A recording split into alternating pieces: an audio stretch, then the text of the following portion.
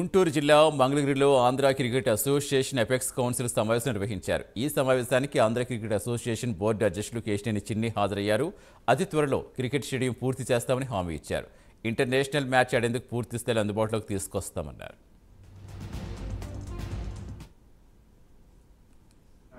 Apex council meeting Andhra cricket association Mangalagiri స్టేడియంలో మొదటి meeting జరగడం ఇవాళ.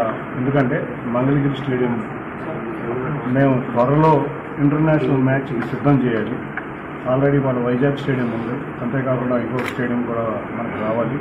కాబట్టి మంగళగిరి స్టేడియం, కడప స్టేడియం గురించి కూడా ఇవాళ రివ్యూ చేయడం జరిగింది.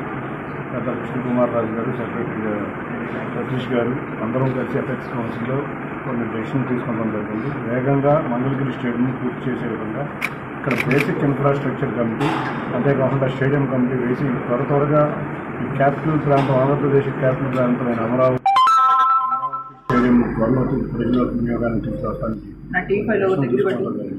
అంతేకాకుండా 13 జిల్లాలు, పాత 13 జిల్లాల్లో ప్రతి చోట క్రికెట్కు సరిపడే గ్రౌండ్లు, అంతేకాకుండా సబ్ సెంటర్లు ఏర్పాటు చేసే విధంగా